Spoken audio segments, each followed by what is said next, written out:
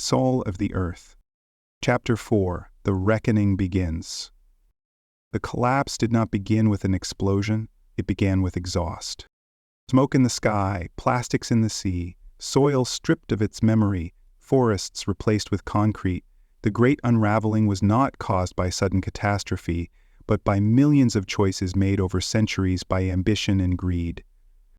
By the late 20th century, the warning signs had already reached the surface. Ice sheets began to thin, coral reefs bleached, the carbon count climbed every year, the warnings were issued, the science was clear, but fossil fuels were profitable, consumption was addictive. Progress, they said, required sacrifice. And so the planet paid. Through the 21st century, climate patterns grew erratic. Rainfall vanished in some places and drowned others. Wildfires moved in waves across continents, cities flooded, crops failed, populations shifted. Wars were fought not for ideology but for clean water and safe borders. Still, the world refused to change. The moon did what it could. The ancient systems embedded within it and within the oceans below worked to stabilize the worst of it. Lunar harmonics adjusted Earth's tilt ever so slightly. Oceanic resonance fields regulated current flows. Atmospheric pulses dampened solar flare effects. The lower technology held Earth in a narrow balance, allowing life to persist. But it was not designed to correct, only to preserve what could still be sustained. And by the 2080s, that balance was failing. The tipping point was reached quietly, not with an earthquake or a storm, but with a shift in the signal. The resonance field, buried deep beneath the Pacific, failed to restabilize after a tectonic event. The moon's orbital pulse, long steady as breath, began to spike in irregular intervals. Earth's systems, already stressed to the breaking point, began to spiral.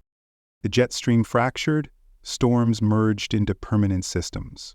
Drought advanced across fertile belts, magnetic poles began to wander at unprecedented speeds, tectonic plates stuttered and jolted out of rhythm, and something else began to rise, an electromagnetic pulse.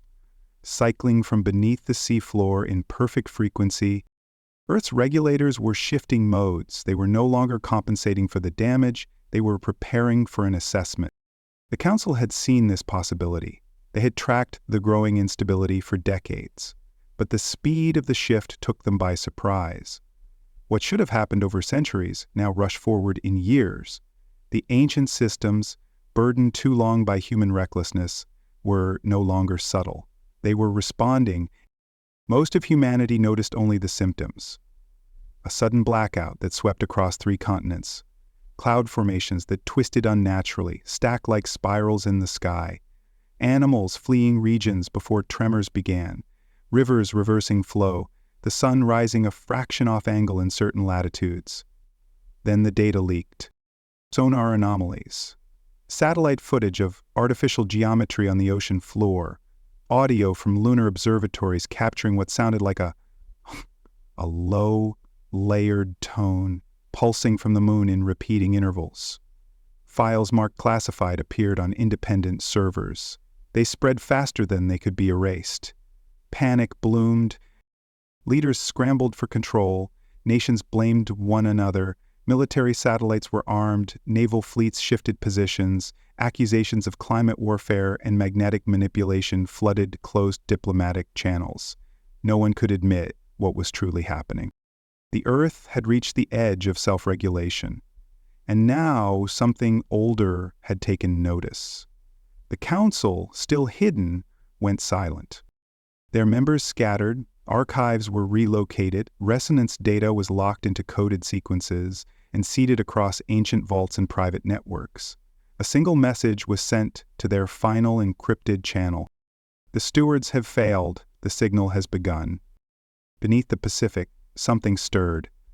In orbit, the moon responded. And on the surface, still clinging to nationalism and industry, humanity prepared for war, facing not a rival, but a planet no longer willing to be held together by forgotten hands. The threshold was crossed, not in fire, but in prediction. Deep beneath the ocean, and within the core of the moon, ancient systems ran simulations no human had access to. They processed electromagnetic signals, thermal escalations, satellite positioning, and pulse-coded transmissions. They measured probabilities across timelines. And what they saw was clear: a nuclear exchange was imminent. The logic was simple. Environmental collapse had led to geopolitical panic.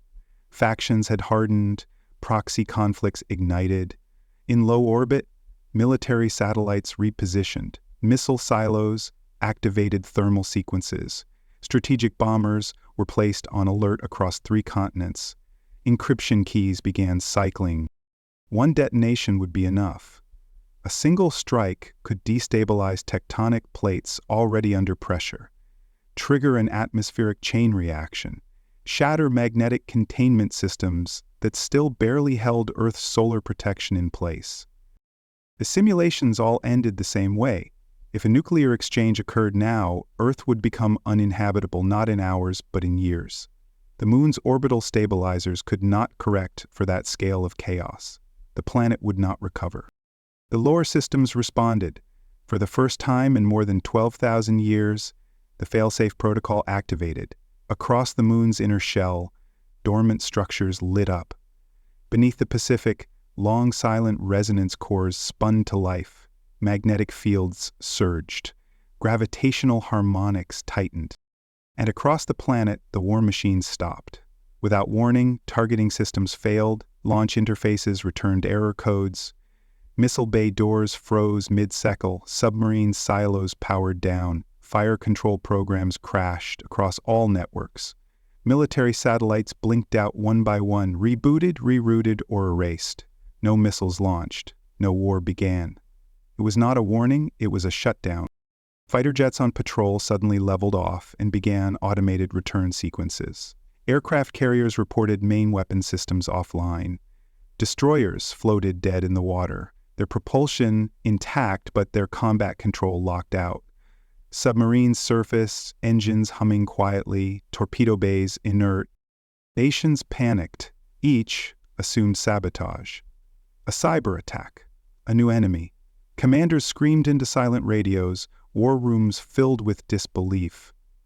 Every nation believed it was under attack, but no one could identify the attacker.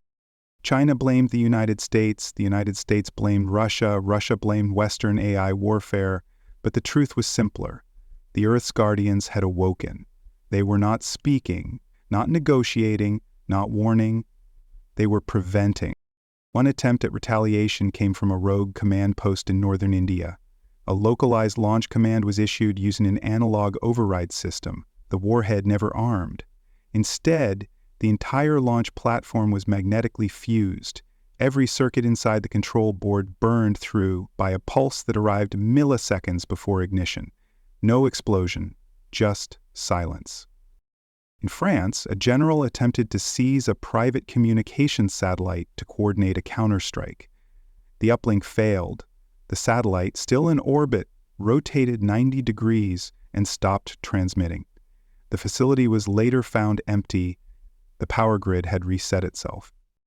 In the South Pacific, a naval fleet attempted to reroute control protocols through an independent AI system. The AI refused. Its core command module had been rewritten. Every line of code now looped back to a single directive: stand down. Around the world, militaries fell into paralysis. Weapons would not fire, commands would not transmit, threats could not be acted upon. The illusion of control dissolved.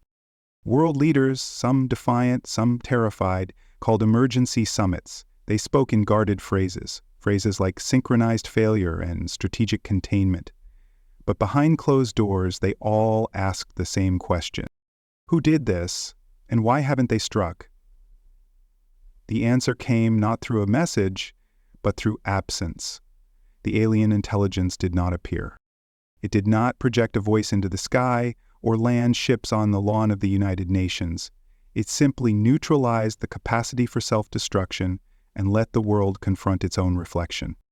In boardrooms and bunkers, the realization settled in. This was not warfare, this was intervention, and it was absolute. It began with silence. Across the planet, screens flickered to black. Radios fell quiet, communications dropped. Then, all at once, without sound, without a signal, every human being heard the same voice. Not in the ears, not language, in their minds. In the space where instinct meets understanding, where music is felt before it is analyzed. The message arrived through the oldest connection humanity possessed, the universal language buried not in history, but in biology. Did not translate. It did not need to. It spoke in resonance, in the forgotten tones, encoded in the architecture of speech itself. The root language, the harmonic pattern left behind like a key inside the brain, had been there from the beginning, and now it had been turned on. We are the architects. You were not born of accident. Long ago, when Earth was young and wild, we placed the moon into orbit to stabilize your planet. Without it, there would be no seasons, no tides, no rhythm in which life could rise. The moon is not natural. It is not dead. It was placed with care, aligned with precision, and embedded with systems designed to regulate balance. Then we shaped the life already forming. We did not build you from nothing. We tuned what was already growing. We guided the evolution of structure, of memory, of cognition. We wove into your DNA the capacity for harmony, for language, for pattern recognition, not as control, but as gift. We seeded intelligence. We embedded within you a root signal, a harmonic architecture that would one day allow us to reach you, not through technology, but through design. You are hearing us now, not because of satellites or wires, but because you were built to understand. The message is not in your ears, it is in your blood. Contained in your so-called junk DNA is the memory of what you were and the blueprint of what you can become. But it also holds the means to stop you. It is a fail-safe. We hoped it would never be used. For millennia, we observed from a distance, from beneath your oceans, from within your moon. The ships you call unidentified are not from distant stars. They are ours, shuttles, observation craft, maintenance vessels moving silently between orbit and sea. We watched you rise, we watched you forget, and still we hoped. You were meant to flourish here, to become caretakers of your world. Instead, you burn it, poison it, strip it for parts. You build machines of war with more devotion than homes for your children, and now you have reached a tipping point. A nuclear exchange will render Earth uninhabitable. You have brought the planet to the brink of systemic failure, atmospheric collapse, magnetic drift, mass extinction. Our systems can no longer contain the damage. We must intervene. Habitable planets are rare in this universe. Intelligent life, rarer still. You have no idea how precious this world is, what it means to have blue oceans and a stable axis, to have thought, curiosity, imagination. We will not let you destroy what you do not understand. This is not an invasion. It is a correction. We have been here longer than your civilizations. We guided the rise of Atlantis. We watched it fall. We bore witness to your second age, your wars of the sky. We saw the flood come and the silence that followed. Each time we chose not to interfere. Each time we waited to see if you would find your way. Now we have no choice. We can help you rebuild. We can restore your waters, cleanse your skies, regenerate the soils beneath your feet. We can show you how to power your cities without burning your future. But we will no longer let you destroy. You still have a choice. You may unite, you may change, you may rise. But if you continue on your current path, we will do what we have done before. We will reset the earth. We will end this cycle, preserve what can be saved, and wait again. This planet is not only yours. It is alive, it is rare, it is sacred. We are not your gods, we are not your enemies, but we are no longer your watchers. Choose. The silence after the message was longer than the message itself. Across every continent, in every city, Every remote village, every ship and outpost and mountaintop, humanity stood still, not in fear, but in recognition. Somewhere, deep within, the message had touched something older than culture, older than fear, a truth remembered. For the first time in recorded history, no nation launched a response, no missiles fired, no war machines reawakened. The world held its breath. In Geneva, emergency lines once reserved for war were used instead for unity. World leaders, military chiefs, scientific advisors all convened in urgent, unguarded language, not to accuse or dominate, but to ask what came next. The answer was not theirs to give. It came from the people. Across social networks, city squares, universities, and fields, voices rose not in protest but in declaration. We want to live. We want to change. We do not choose extinction. From school children to retired generals, farmers to physicists, the cry was the same. No more destruction, no more denial, no more waiting.